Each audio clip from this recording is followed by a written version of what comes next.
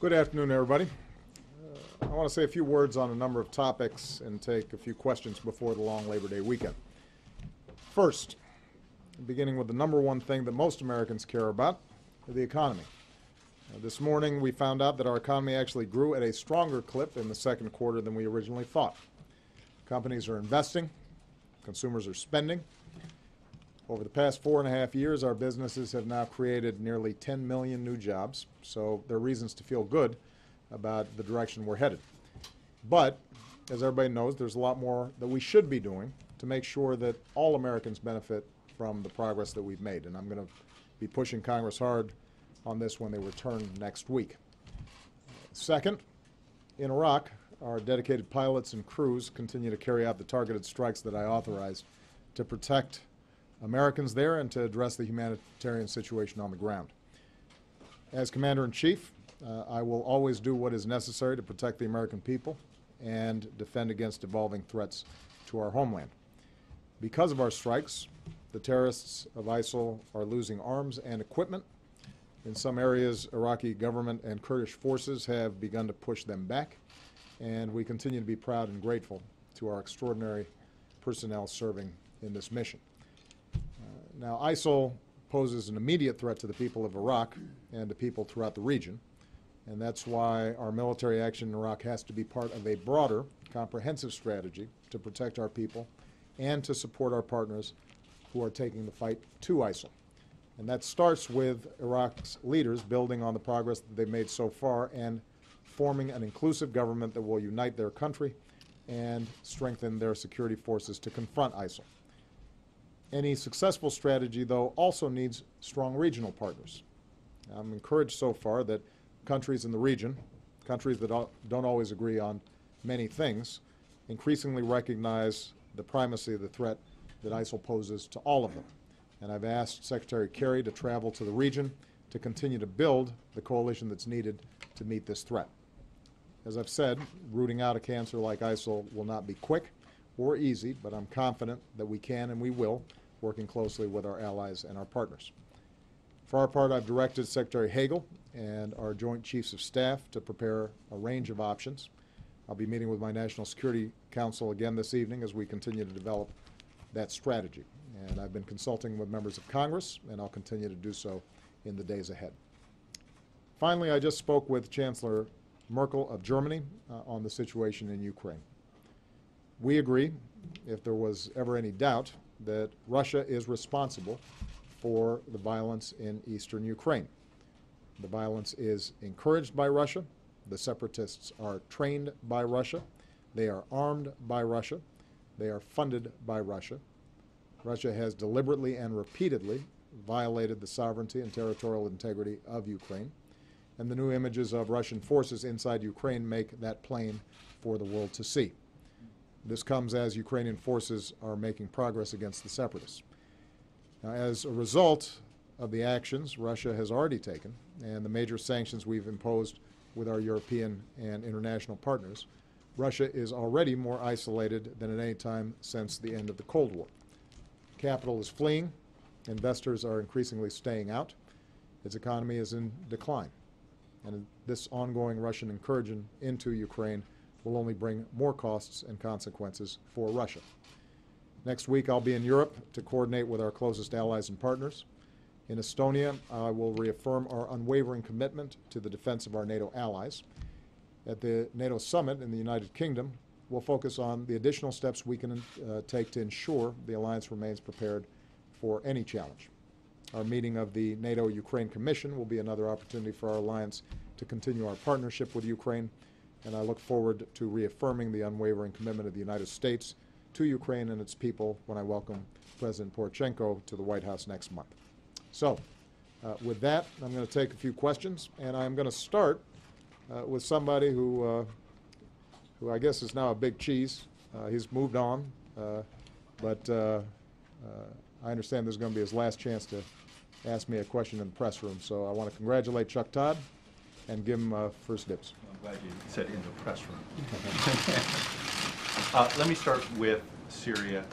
The decision that you have to make between, first of all, is it a if or when situation about going after ISIL in Syria. Can you defeat ISIL or ISIS without going after them in Syria?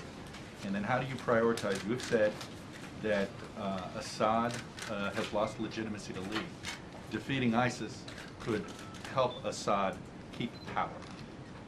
Talk about how you prioritize those two pieces of your foreign policy. Well, first of all, I want to make sure everybody's clear on what we're doing now, because it is limited. Our focus right now is to protect American personnel on the ground in Iraq, to protect our embassy, to protect our consulates, to make sure that critical infrastructure that could adversely affect our personnel is protected. Where we see an opportunity that allows us, with very modest risk, to help the humanitarian situation there, as we did in Sinjar Mountain, we will take those opportunities after having consulted with Congress. But our core priority right now is just to make sure that our folks are safe and to do an effective assessment of Iraqi and Kurdish capabilities. As I said, I think in the last press conference, in order for us to be successful, we've got to have an Iraqi government that is unified and inclusive. So we are continuing to push them to get that job done. As soon as we have an Iraqi government in place, the likelihood of the Iraqi security forces being more effective in taking the fight to ISIL significantly increases. And the options that I'm asking for from the Joint Chiefs focuses primarily on making sure that ISIL is not overrunning Iraq. What is true, though, is that the violence that's been taking place in Syria has obviously given ISIL a safe haven there in ungoverned spaces. And in order for us to degrade ISIL over the long term, we're going to have to build a regional strategy. Now, we're not going to do that alone. We're going to have to do that with other partners, in particularly Sunni partners, because part of the goal here is to make sure that Sunnis, both in Syria and in Iraq, feel as if they've got an investment in a government that actually functions, a government that can protect them, a government that makes sure that their families are safe from the barbaric acts that we've seen in ISIL. And right now, those structures are not in place. And that's why the issue with respect to Syria is not simply a military issue, it's also a political issue. It's also an issue that involves all the Sunni states in the region and Sunni leadership recognizing that this cancer that has developed is one that they have to be just as invested in defeating as we are. And so, you know, to cut to the chase in terms of what may be your specific concerns, Chuck, my priority at this point is to make sure that the gains that ISIL made in Iraq are rolled back and that Iraq has the opportunity to govern itself effectively and secure itself. But when we look at a broader strategy that is consistent with what I said at West Point, that's consistent with what I said at the National Defense College, clearly ISIL has come to represent the very worst elements in the region that we have to deal with collectively. And that's going to be a long-term project. It's going to require us to stabilize Syria in some fashion, and stabilizing Syria in some fashion means that we've got to get moderate Sunnis who are able to govern and offer you know, a real alternative and competition to what ISIL's been doing in some of these spaces. Now, last point with respect to Assad. It's not just my opinion. I think it'd be international opinion that Assad's lost legitimacy in terms of dropping barrel bombs on innocent families and killing tens of thousands of people. And right now what we're seeing is the areas that ISIL is occupying are not controlled by Assad anyway. And frankly, Assad doesn't seem to have the capability or reach to get into those areas. So, I don't think there's a situation where we have to choose between Assad or the kinds of people who carry on the incredible violence that we've been seeing there. We will continue to support a moderate opposition inside of Syria, in part because we have to give people inside of Syria a choice other than ISIL or Assad. And I don't see any scenario in which Assad somehow is able to bring peace and stability to a region that is majority Sunni and has not so far shown any willingness to share power with them or in any kind of significant way deal with the long-standing grievances that they have there. Congress's approval to go into Syria? I have consulted with Congress throughout this process. I am confident that as Commander-in-Chief I have the authorities to engage in the acts that we are conducting currently. As our strategy develops, we will continue to consult with Congress, and I do think that it'll be important for Congress to weigh in, and or that our consultations with Congress continue to develop so that the American people are part of the debate. But I don't want to put the cart before the horse. We don't have a strategy yet. I think what I've seen in some of the news reports suggests that folks are getting a little further ahead of where we're at than we currently are.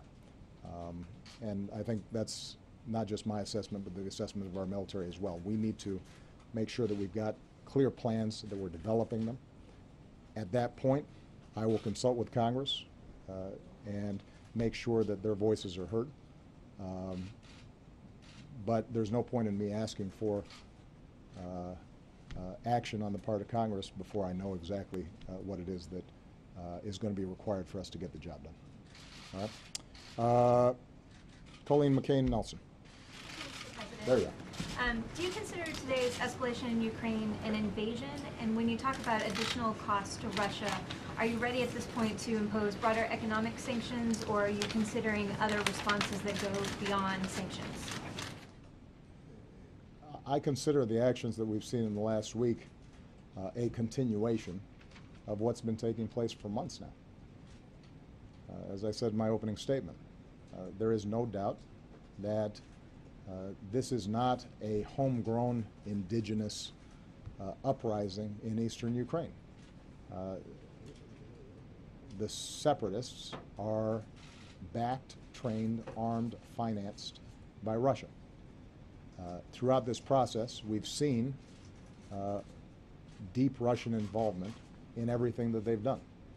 I think in part because of the progress that you had seen by the Ukrainians around Donetsk and Luhansk. Russia determined that it had to be a little more overt in what it had already been doing. But it's not really a shift. What we have seen, though, is that President Putin and Russia have repeatedly passed by potential off-ramps to resolve this diplomatically.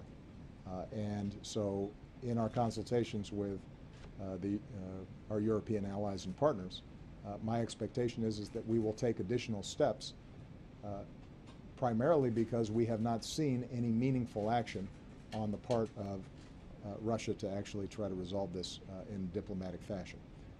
And I think that the sanctions that we've already applied have been effective. Our intelligence shows that the Russians know they've been effective, even though it may not appear on Russian television. And I think there are ways for us to deepen or expand the scope of some of that work. But ultimately, I think what's important to recognize is the degree to which Russian decision-making is isolating Russia. They're doing this to themselves. And what I've been encouraged by is the degree to which our European partners recognize, even though they are bearing a cost in implementing these sanctions, they understand that a broader principle is at stake. And so I look forward to the consultations that we'll have when I see them next week. Okay. Zeke Miller. Thank you, Mr. President. There you go. Last year you said that you believe our democracy is stronger when the president acts with the support of Congress. In response to Chuck's question, you said you don't have a strategy yet, but you'll reconsider that going forward. But why didn't you go to Congress before this current round of strikes in Iraq? If do you not believe that that's the case anymore? What you said last year, and throughout your career, you've also said that you've raised concerns with the expansion of powers with the executive. Are you concerned that your recent actions unilaterally have maybe cut against that? No, and here's why. It is not just part of my responsibility, but it is a sacred duty for me as Commander-in-Chief to protect the American people. And that requires me to act fast based on information I receive if an embassy of ours or a consulate of ours is being threatened. The decisions I made were based on very concrete assessments about the possibility that that Erbil might be overrun in the Kurdish region and that our consulate could be in danger. And I can't afford to wait in order to make sure that those folks are protected. But throughout this process, we've consulted closely with Congress, and the feedback I've gotten from Congress is that we're doing the right thing. Now, as we go forward, as I described to Chuck, and look at a broader regional strategy with an international coalition and partners to systematically degrade ISIL's capacity to engage in the terrible violence and disruptions that they've been engaging in, not just in Syria, not just in Iraq, but potentially elsewhere if we don't nip this at the bud, then those consultations with Congress for something that is longer term, I think, become more relevant. And it is my intention that Congress has to have some buy-in as representatives of the American people. And by the way, the American people need to hear what that strategy is. But as I said to Chuck, I don't want to put the cart before the horse. And in some of the media reports, the suggestion seems to have been that we're about to go full scale on an elaborate strategy for defeating ISIL. And the suggestion, I guess, has been that we'll start moving forward imminently, and somehow Congress, still out of town, is going to be left in the dark. That's not what's going to happen. We are going to continue to focus on protecting the American people. We're going to continue to, where we can, to engage in the sort of humanitarian acts that saved so many folks who were trapped on a mountain.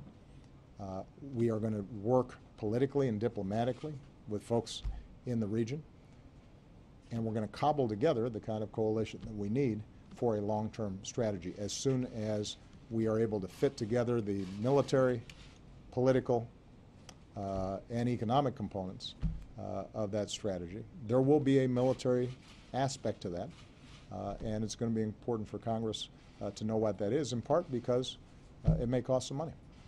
Okay, I'll just take a couple more. Yeah.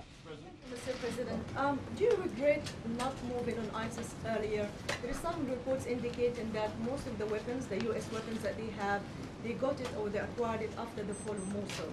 And also, the Iraqi president said today that the Iraqi forces are in no position to stand up to ISIS. What makes you think that forming a new government will change the situation? Well, once ISIL got into Mosul, that posed a big problem, because there's no doubt that they were able to capture some weapons and resources that they've then used to finance additional operations. And at that stage, we immediately contacted the Iraqi government. Keep in mind, we had been in communications with the Iraqi government for more than a year, indicating that we saw significant problems in the Sunni areas. Prime Minister Maliki was not as responsive, perhaps, as we would have liked to some of the underlying political grievances that existed at the time. There is no doubt that in order for Iraq's security forces to be successful, they're going to need help. They're going to need help from us. They're going to need help from our international partners. They're going to need additional training. They're going to need additional equipment. And we are going to be prepared to offer that support. There may be a role for an international coalition providing additional air support for their operations. But the reason it's so important that an Iraqi government be in place is this is not simply a military problem.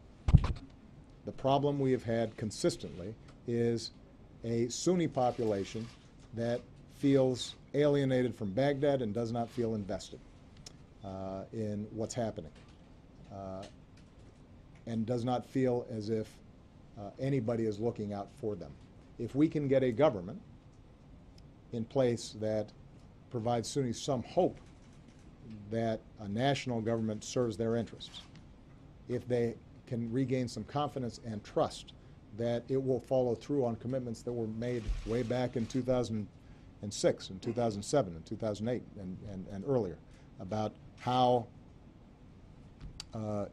you arrive at, for example, de-Baathification laws and give people opportunities so they're not locked out of government positions. If those things are followed through on and we are able to combine it with a sound military strategy, then I think we can be successful. If we can't, then the idea that the United States or any outside power would perpetually defeat ISIS, I think is unrealistic.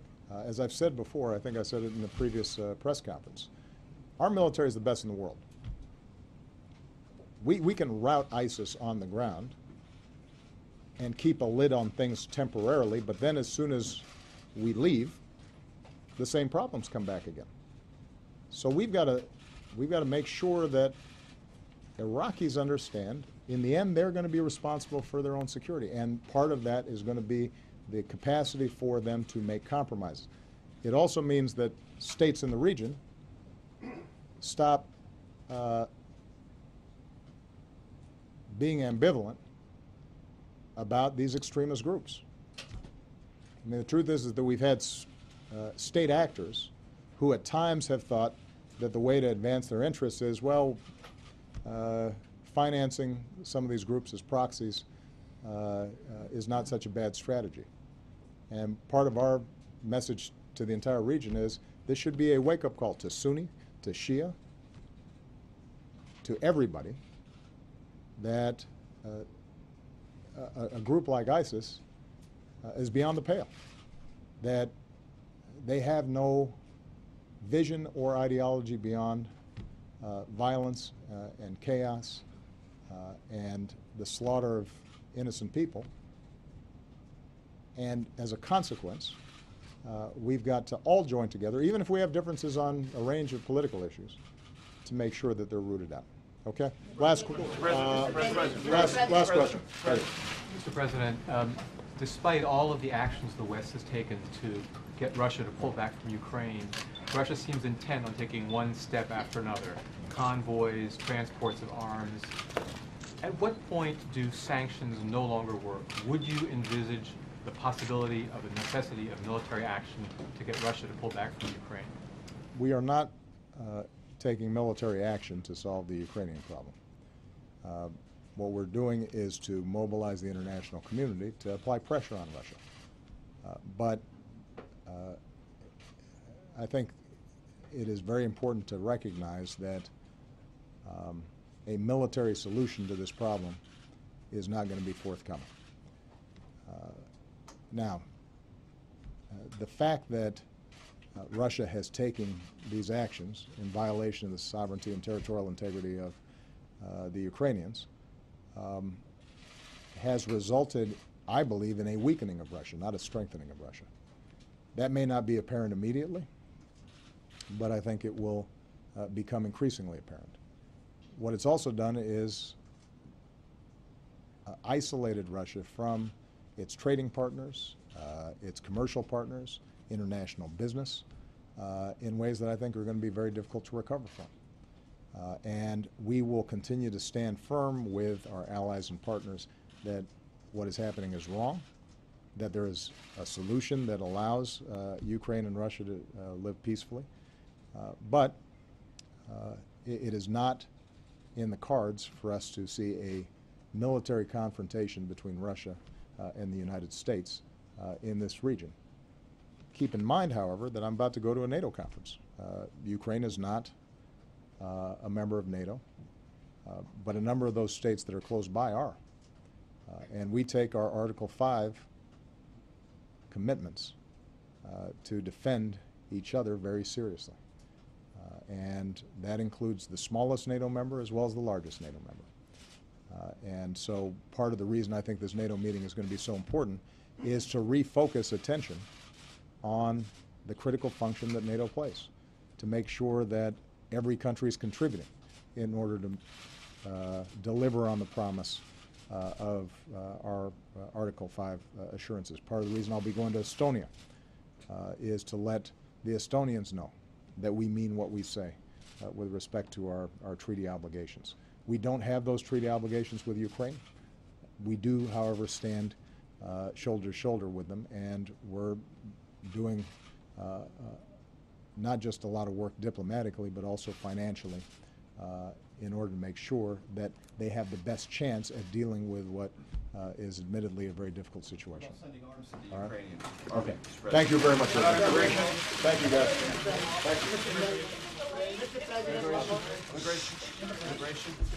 How are external events and your executive decision-making going to impact your decision on immigration reform? Some people Well, say you're going to delay. let me just say this. I've been very clear about the fact that our immigration system is broken and needs to be fixed. And my preference continues to be that Congress act.